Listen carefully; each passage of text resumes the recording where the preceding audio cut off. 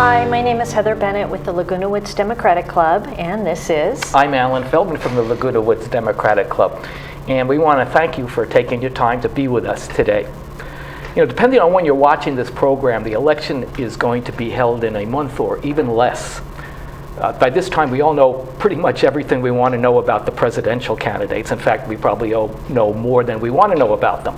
But there are a lot of other candidates running for a lot of other offices. And because the presidential race takes up so much energy, so much time, so much coverage, we have a hard time sometimes getting the information that we want and need on these other offices. But the fact of the matter is that the people running for these other offices, when they get elected, they're going to affect your day-to-day life a lot more than who the president is. We have two candidates we're going to speak with today. The first is Dr. Ari Grayson, who's the Democratic candidate for the 37th State California Senatorial District. That's the senatorial district that covers Laguna Woods. After Dr. Grayson, we're going to be speaking with Ron Vereste, who's the Democratic candidate for the U.S. House of Representatives, the 45th Congressional District, which also includes Laguna Woods. So first, I want to thank very much for Dr. Grayson. Thank you for being here today. And just in the way of a little bit of background, Ari Grayson, the doctor in front of his name does not denote a medical doctor. He has a doctorate in architecture. He's an architect, he's a builder. He's helped design and build all sorts of housing, private buildings, public buildings, hospitals, schools. He's also a scientist, a research scientist, and he's also an educator, a teacher, pardon me. So he comes with a varied background, a background that's a lot more varied than most people who are running for public office. So first, again, thank you very much for being with us today. And I'm going to start with, I guess, the most elemental question. What motivated you to run for state senate? Well, first of all, thank you for having me here today. It's really a pleasure to join you, and I always love being with my friends in Laguna Woods. So thank you all. You know, what really motivated me was learning more about John Moorlach and watching his behavior in the year and a half since he became our state senator. I had not intended to run for office. It wasn't even on my radar. I haven't run for public office before. But I wasn't about to let the kind of views that I'm hearing from Mr. Moorlach go unanswered. I think they need to be challenged, and they need to be challenged with a very strong voice. So, you know, my feeling is that I bring the kind of skills to the table, and I am the kind of citizen that would represent us the way our founding fathers truly intended our government to be run, by people who have good life experience that they can bring to the job, very nice, rich, varied background. And as you said, you know, and as my grandmother might tease me, I'm not a real doctor, but I do have 2 master's degrees and a PhD, and my background is in architectural engineering, as well as in environmental psychology. So I bring a good, varied set of skills to the table. As you mentioned, I've worked as a consultant to schools, hospitals. I worked with Mayo Clinic and Mayo Clinic Hospital, as well as doing research both at the hospital for some of their facilities and for some of the schools that I designed. So a very unusual background, and hopefully a lot of strengths that will benefit us across the board. So infrastructure is something that you are interested in and familiar with. Oh, absolutely. But infrastructure is only a very small portion of my interest. But infrastructure, interestingly enough, is something that is very much a passion of mine on many levels. One, several years ago, I heard the CEO of Sony Corporation at an event. And somebody was interviewing him, and the gentleman said, "Why is it that you're taking your time? You're such a busy man. Why are you taking your time to be at this kind of event?" He said, "You cannot be a great nation without having great engineers." One of the things that we know about infrastructure is that it serves us so well in our society. It gives us the things that we need, whether in our case, whether it's building so that we have water recapture. We know that we're suffering tremendously still with drought conditions. Right. Whether it's roads, whether it's bridges. In our case also, we're looking at sediment relocation to help stem the challenges that we're facing from rising sea levels. So all of these things are enormously important, and not just to me, but to the people of Southern California.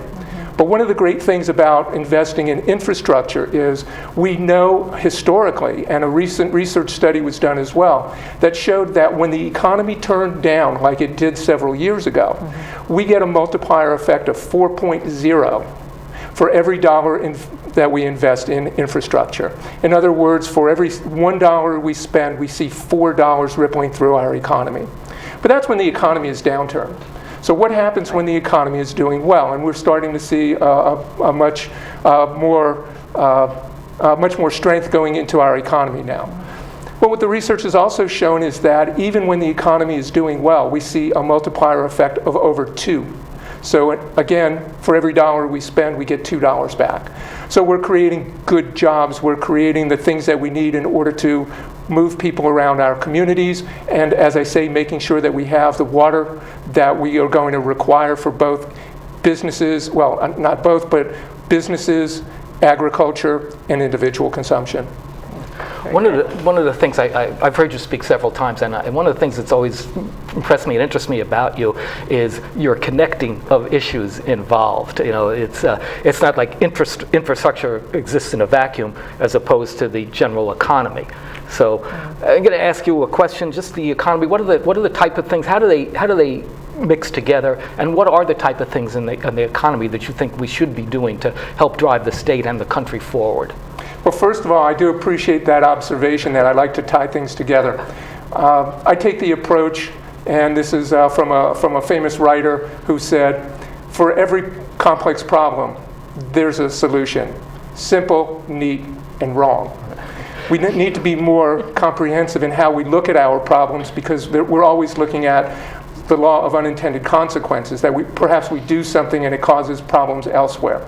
So we not only have to look at what those problems might be that we had not intended, but also what benefits may we have when we recognize these things are all interconnected.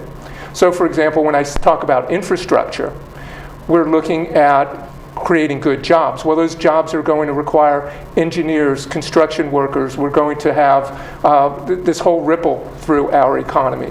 When we're talking about our education system, we need to make sure that we have people who are trained for the high-tech jobs of the future. We all know if we're not going to delude ourselves with this fantasy that we will bring back jobs that have shipped overseas, those are not the jobs that we need.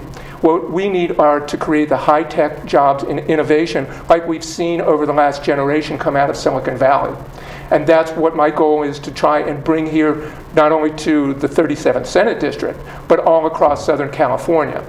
Now, one of the great blessings that we have here in this Senate District is the University of California at Irvine. Absolutely. It is one of the top 10 public universities in the United States. That is absolutely phenomenal for a university which is less than 50 years old, or I think it just turned 50, so let me correct myself there.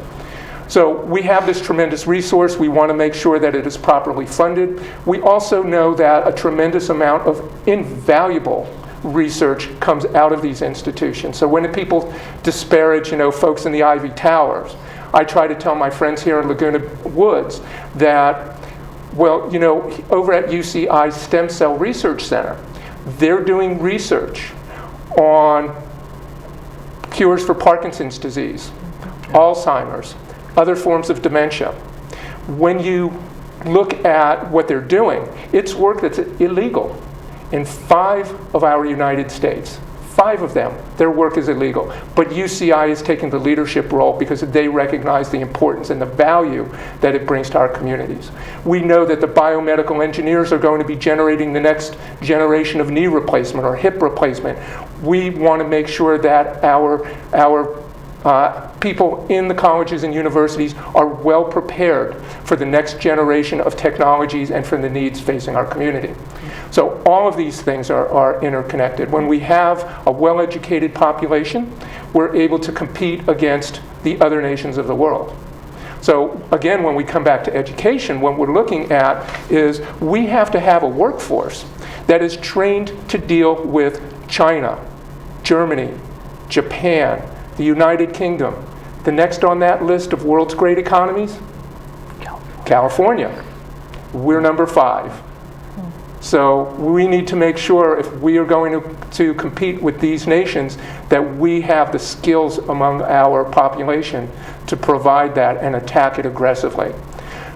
I think what's most impressive is when you look at California historically, and we see that our schools and universities, our colleges and universities, were free or nearly free until the early 70s, That was remarkable.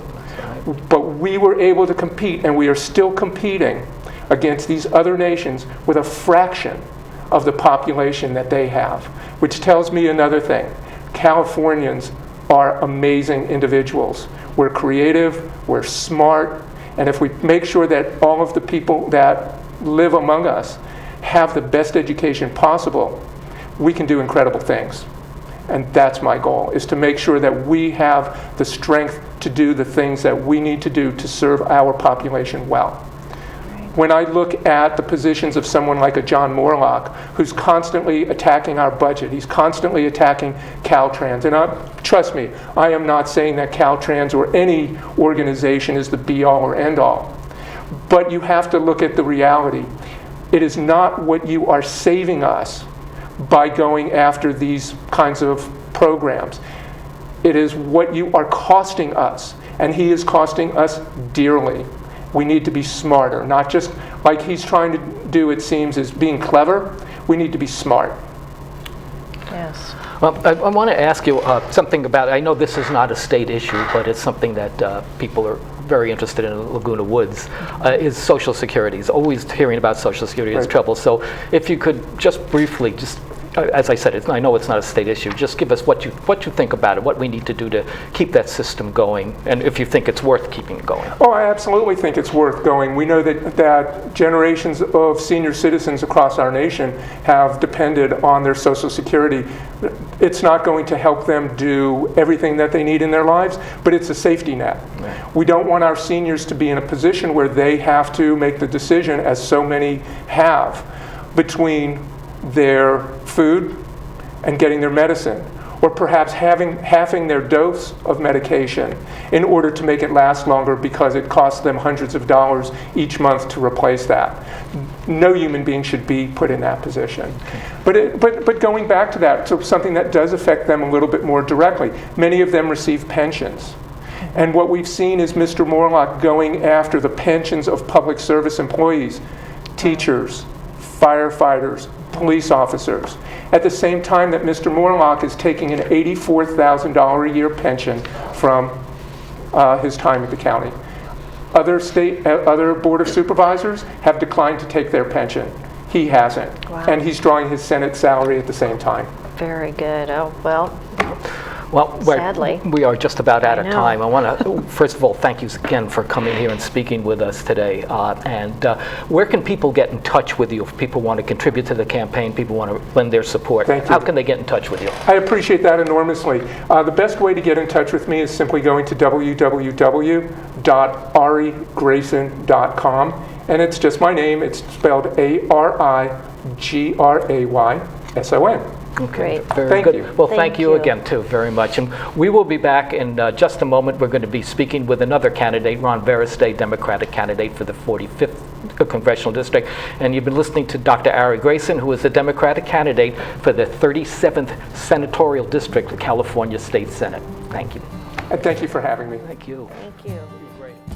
Great. That was a perfect interview, really. Parkinson's disease is a neurological movement disorder affecting an estimated 1 million Americans, including many under age 40. The American Parkinson Disease Association is the largest grassroots network in the United States, working to help ease the burden and find the cure for those coping with Parkinson's. Visit apdaoptimism.org today to find out how you can help millions live with dignity and optimism. Your action today will help APDA put an end to Parkinson's disease.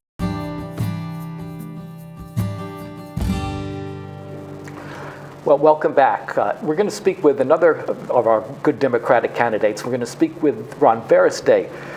Ron is the Democratic candidate for the 45th Congressional District, which is the district that covers Laguna Woods. Ron Veristay really embodies the American dream. His parents were immigrants. They immigrated to this country. Ron is a first-generation native-born American. Ron, educated here in the United States, he has a college degree and a post-college degree. He's a scientist. He's an engineer. He's owned his own business in Orange County for, I believe, over 30 years, and he's lived in Orange County for 35 years. He's a political activist. Many people in the community know him. He's very well versed with the problems and issues that the people in Orange County face on a daily basis. So Ron, I want to first thank you very much for joining us today. Thank you for taking the time. And I just want to ask again, just a general question, is what motivated you to run for U.S. Congress? First of all, I want to thank everyone for watching and thank you both for inviting me to be here. So I'm a scientist, like you mentioned, I'm a scientist, engineer, and a small business owner. I have a business in communications, robotics, and artificial intelligence. And I've been a problem solver. Over 30 years now, this is what I've done in my life. I'm not a career politician. And frankly, I think we have enough lawyers in Congress. I would think you would agree with that. And it's time to have some people that are real problem solvers. And no offense to those who are lawyers watching this, but I think we have plenty of lawyers, and we need people that are not necessarily going to take marching orders or debate something to death, but to actually try to solve a problem. And I think that my opponent is a career politician who is not a small business owner, does not understand days in and out of hiring people, firing people, trying to make ends meet, pay taxes, pull your own weight, and to do this every day for the last 30 years in my case. Well, Great. Let's get right to the nitty-gritty, I guess, hit the issues here. One of the things that's most important to many people here at Laguna Woods Village, obviously, is Social Security. So I'd like to get your thoughts about it. We hear it's in trouble, we hear this, we hear that. So what do you think, and what do you think we should do to keep this system going that serves so many people well? Well, let's talk about both Social Security and Medicare. And I think the rhetoric that you hear a lot is that it's awful. It is not awful. In fact, it's an excellent program. Medicare alone has only a 3% overhead. That means every penny that's paid into Medicare, 97% of it is spent on the patients. These are great programs, and Social Security is like a pension system. These are not entitlements. And I believe not only should I be defending them, but to look for ways to make them better. Fine-tune it, if you might say. And I think that, for example, looking at the Consumer Price Index, that needs to be recalculated correctly. It is right now very difficult for seniors to afford housing, very difficult for them to juggle their medical bills and do that all with the Social Security check. So I think that it's best that we look at how Consumer Price Index is calculated, because that is really how they calculate how much each person gets in their Social Security checks. And the other one is the pharmaceuticals. We need to be able to renegotiate prices with them. Medicare is the largest insurance company in the United States, and it does not have the right to negotiate pharmaceutical prices when every other insurance company does, including VA. And so I think it's just incredibly unfair, and it was almost set that way to become a slush fund for the pharmaceutical industry. Well, yeah, unfortunately. That's right. Then there's actually there's a question. I'm sure you're aware. There's a question on the ballot, a ballot initiative in California, so that the state of California is only paying what the VA pays. I love that. I think that's phenomenal. I hope everyone votes for that and passes it. It will finally make our state even more solvent, where we're not throwing money away to enrich the pharmaceutical industry. Right. Now, being here on the West Coast and close to Asia, trade is a huge part of the economy here in Orange County, all up and down California. So I'd like to get your feelings, your positions on the trade. It's becoming more and more important, obviously, nowadays, with the world being flat. Well, they label it as a fair and free trade. Yes. And no offense to President Obama, but I'm very skeptical, because we've never had a fair nor a free trade. These are not fair and free trade agreements. They typically end up hurting our economy, hurting our labor forces. The intention was, when they created these trade agreements, it was to pull the other nations that are in agreement with us to bring them to our standard. But what is really happening is we're racing to the bottom. We are actually causing these countries to become the drain for the money that's being spent, and lowering everyone else's standard to their level so that we can be competitive. And that is just completely wrong. And there's another one that many Republican listeners might enjoy hearing, is that most trade agreements have a sovereignty agreement, which means, for example, if a state passes a certain law, that now the trade agreement doesn't have that law in their agreement, that company that is exercising that business practice can turn around and sue that state and say, we don't care the sovereignty of your state and what it says. The trade agreement says we're allowed to do this. And now if you want us to leave, you must pay us. And that's already happening in the Great Lakes area, where companies are suing the Canadian government because of NAFTA, saying that they have spent enormous amount of money there, and if they have to pick up and leave, they have to recover their investors' losses. And so they're suing the government of Canada for this. And they do it in an arbitration court where governments don't even get a chance to truly be heard. And this is why I'm running to be the voice of the people, is that we need people to fight for our voices. When is that ever important? Yeah, so would that be the TPP then? Is that Right, what the you're Trans-Pacific referencing? Partnership, and before that NAFTA and CAFTA, the North American Free Trade Agreement and the Central American Free Trade Agreement, all have been disasters. And sadly to say, one of them was under President Clinton, and this one President Obama is pushing for, and I'm very skeptical, and I'd rather be the benefit of the doubt to be given to the American people than to the big corporations that have been pushing for this. Yeah. One of the good segue into another issue, because people who are interested in trade are often people who benefit from trade agreements, people who contribute a lot of money to political campaigns. Now, I know that's one of the issues that is near and dear to your heart, so I'd like you to tell people about what you think about money in politics and where you stand with that.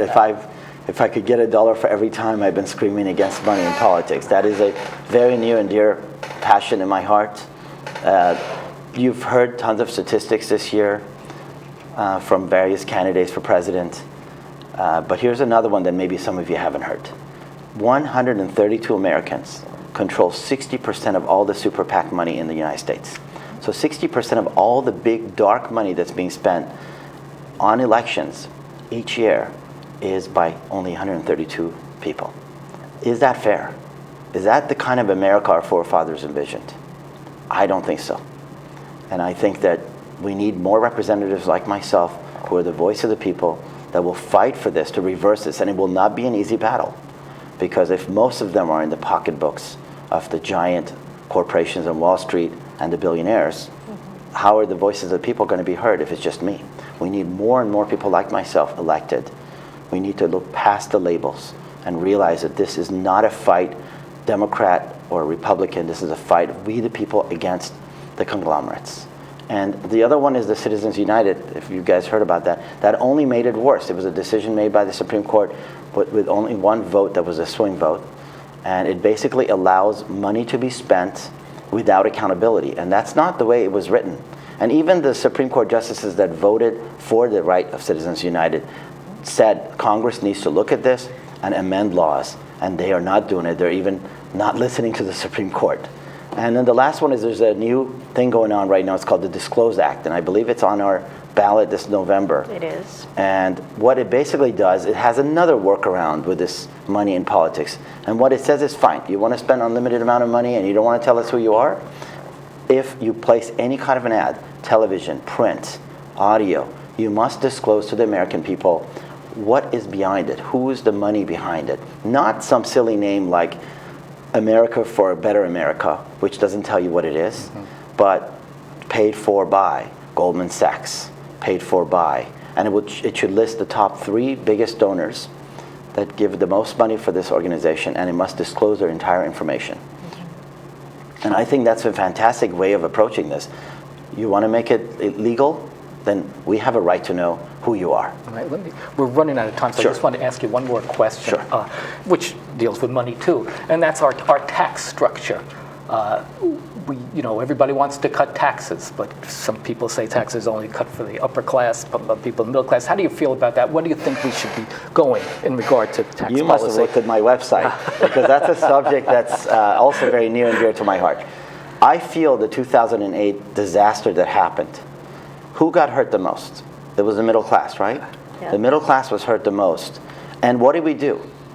We did the best we could to recover. What we did that I think was wrong is we bailed out the companies that were too big to fail with very little strings attached to the bailouts. and they're continuing to do the same disastrous practices as they were doing before. Instead of looking at who got hurt the most, it was the middle class. Why didn't the middle class get a bailout? So my plan, and I may be a solitary voice in this, but my plan is that the middle class should get to pay no income tax. $120,000 a year or less, you pay zero income tax until we recover out of this great recession. If you're making 120 to 1.2 million, you pay the same taxes as you do now. And anything above that, that small fraction will pay the difference. And the difference is not that large. If you look at all the money that the revenue that's collected from the IRS, 20% of it, less than 20% of it comes from folks that are making 120,000 a year or less. So it's not a very large amount, and it would give us so much extra money to go on vacations, to buy things, to invest things. It will turn this economy, and everyone knows a strong economy is a strong middle class. And this would be a great motivation factor for the middle class. Okay. Ron, where can people get in touch with you if they want to join the campaign, they want to learn more about it? What's the best way for people to contact you? And thank you. Of course, donate. Thank you, absolutely. Very simple, ron4u.com. Ron, the number 4, the letter u.com. Or you can spell out my full name, ronvereste.com. They both go to the same place. And in there, there's an opportunity for you to volunteer, to contribute, to support us any way you can at any capacity. We only have a few weeks left, and what's important is to get the word out. I believe every time I've ever met any voter, once they met me and heard what I had to say, they didn't care what party I belonged to, and they supported me. And it's about getting the word out to the voters to know that there is an option, an alternative to the incumbent who is not the voice of the people. Great. Well, Ron, thank you very, very much for being with us. We really appreciate it and for taking the time. And both Ron Vereste and Ari Grayson, who we spoke with earlier today, they share the progressive values that your friends and neighbors at the Laguna Woods Democratic Club have. They believe in economic justice and social justice. They believe in getting money out of politics, and they believe in investing in our future. They are looking ahead. If they're driving the car, they're looking through the windshield to see what the future holds. They're not trying to move the country forward by nostalgically glancing through the rear view mirror. They've both been great friends to the Laguna Woods Democratic Club and been great friends to us for a long time. So we really hope, we support them completely, support them and endorse them 100%, and we hope that everybody else will when they go to vote on November the 8th or when you fill out your vote by mail ballot. Just as important as voting for Ron Vereste for 45th Congressional District, U.S. House of Representatives, and Ari Grayson for the 37th Senatorial District is to vote. You know, it's the most basic thing we can do. It's the most elemental thing we can do in our democracy. And voting in California is easy. Voting other places in the world isn't easy. Voting other places in this country isn't easy. So let's take advantage of it. Like we have this great Southern California weather we all take advantage of. So let's take advantage of the ease of voting. Let's get out and vote. November 8th. Thank you. Thank you. Thanks, Ron.